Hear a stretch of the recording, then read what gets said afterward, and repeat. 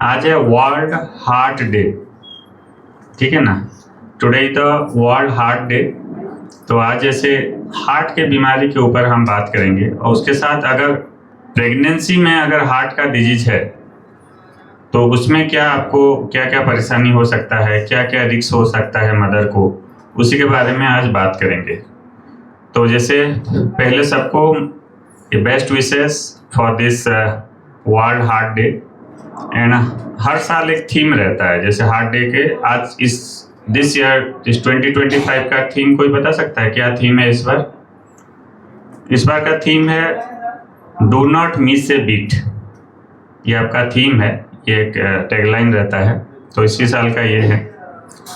सो pregnancy में heart disease, उसके बारे में जस्ट 5 मिनट बात करेंगे।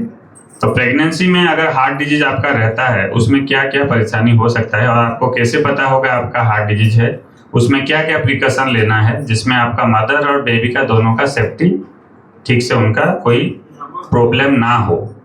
तो वही हिसाब से आज जो हम लोग का अवेयरनेस टॉपिक के हिसाब से पहले हमें पता लगना चाहिए कि आपका अगर प्रेगनेंसी में हार्ट डिजीज रहता है तो क्या परेशानी हो सकता है।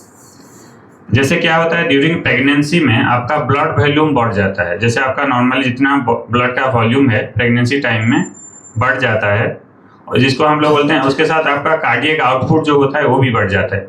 और सिंपल वर्ड में आप लोग को समझाऊं तो हार्ट का जो काम है वो बढ़ जाता है। नॉर्मल जितना काम है उसका काम हार्ट का बढ़ जाता है। लेकिन अगर आप वीक होंगे तो अगर आपको एक्स्ट्रा काम दे तो कर पाएंगे क्या? वैसे सेम थिंग, अगर हार्ट वीक है उसमें अगर ज़्यादा वर्कलोड पड़ जाएगा तो हार्ट के लिए प्रॉब्लम हो सकता है। This is the simple word में समझाने के लिए how this heart disease effect. जिन लोग का पहले से कोई हार्ट डिजीज है, जैसे आपका कॉन्जेनिटल हार्ट डिजीज है, रिमेटिक हार्ट डिजीज है, या अदर कोई ब्लड प्रेशर है, बहुत सारा बीमारी है, इस कारण अगर पहले से कुछ है तो उसी टाइम में ये रिस्क सारा बढ़ जाता है।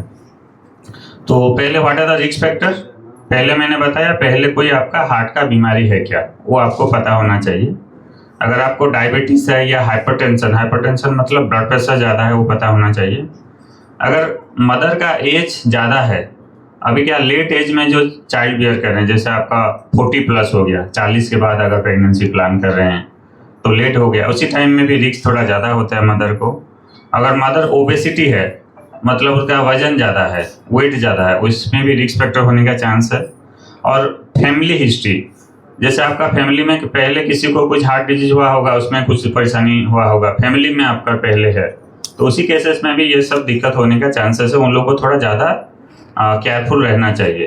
तो आपको कैसे पता चलेगा कि आपका हार्ट डिजीज है बोल के? पहले होता है ब्रेथलेसनेस आपको वो आपका कॉमन लैंग्वेज में बोलते धई छई लगुचे, टीके आप चालीदेले क्या बोलवा मत बहुत अथा लगुचे, सौ लगुचे, तो that is a early symptom. उस पर आपको पता चल जाएगी, ब्रेथलेसनेस बोलते हैं, उसमें आपको अर्ली पता चल जाए कि आपका ये हो सकता है। जैसे एक्सेसिव फैटिग होता है, एक्सेसिव फैटिग मतलब आप थोड़ा कुछ काम करेंगे आपको पूरा बहुत वीकनेस लगेगा, टायर्ड हो जाएंगे, वो सब अगर होता है तो आप डाउट कर सकते हैं कुछ हार्ट का हो सकता है क्या, उन लोग को जांच करवाना चाहिए। अगर आपका पैर में या फेस में स्वेलिंग हो रहा है, देखा वो टाइम में कहो मोर गोड़ा फूली जाऊे, मुंह फूली जाऊे, अगर आपका पैर में अगर स्वेलिंग हो रहा है तो वो भी एक सिम्टम हो सकता है, वो आपको देखना चाहिए। कुछ लोग का चेस्ट पेन होता है, अब वो टाइम में पाल्पिटेशन होता है। पाल्पिटेशन का मतलब क्या है, मतलब छाती धड़ धड़ करुचे बोलो, तो छाती धड़ धड़ करुचे, छाती रे पेन होचे, तो सेटा अपन जानबे कि आपन का हार्ट डिजीज हो सकता है, उसको हम बोलते हैं पाल्पिटेशन एंड चेस्ट पेन। उसके साथ अगर आपको कभी कभी डिजीनेस हो रहा है, फेंटिंग हो रहा है, कभी कभी अपन चल के जाओ हठात कर अपन पड़ी गले फेंटिंग अटैक, तो सेटा मैंने these are the all symptoms that आपको सस्पेक्ट करेंगे कि आप लोग का हार्ट डिजीज हो सकता है। तो वो लोग पहले प्रेगनेंसी प्लान करने के पहले उन लोग पहले ये जांच करवाना चाहिए कि आपका हार्ट डिजीज में कुछ है कि नहीं। तो आपको कैसे पता चलेगा आपका हार्ट डिजीज है कि नहीं? तो आपको पहले आके डॉक्टर को दिखाना पड़ेगा, आपका गायनोकोलॉजिस्ट को, आपके कार्डियोलॉजी डॉक्टर को, हार्ट डॉक्टर को, इनको देख के हमें कंफर्म करना पड़ेगा कि आपका हार्ट डिजीज है कि नहीं। उसके लिए हम कुछ ब्लड टेस्ट करते हैं, उसका ईसीजी करते हैं, उसके बाद इकोकार्डियोग्राफी करते हैं, इको बोलते हैं जो, इसमें हमें पता चल जाएगा कि आपका हार्ट का कोई रिस्क है कि नहीं। ये सब बहुत इंपॉर्टेंट है। लेकिन जिन लोगों का हार्ट डिजीज है उसको क्या आपका प्रिकॉशन लेना चाहिए अगर आप प्रेगनेंसी के लिए प्लान कर रहे हैं। तो जिन लोगों का हार्ट डिजीज है पहले उनका एक प्री कंसेप्शनल काउंसलिंग करते हैं, उनको सारा समझाते हैं कौन कौन सा रिस्क फैक्टर है, क्या हो सकता है, ये सब आपको समझाते हैं। उसके बाद उन लोगों का रेगुलर मॉनिटरिंग करना पड़ता है। रेगुलर मॉनिटरिंग मतलब उनका हमको प्रेगनेंसी टाइम में थोड़ा उनको ज़्यादा एक्स्ट्रा केयर देना पड़ता है। उसको हम ईसीजी करते हैं, इको करते हैं, ब्लड टेस्ट करके उनको थोड़ा रेगुलर मॉनिटरिंग करके हमें देखना पड़ता है। उसके बाद मेडिसिन, कुछ मेडिसिन दे के हम जो हार्ट डिजीज है उसको हम कंट्रोल कर सकते हैं, उसको हम ट्रीटमेंट के लिए भी देते हैं।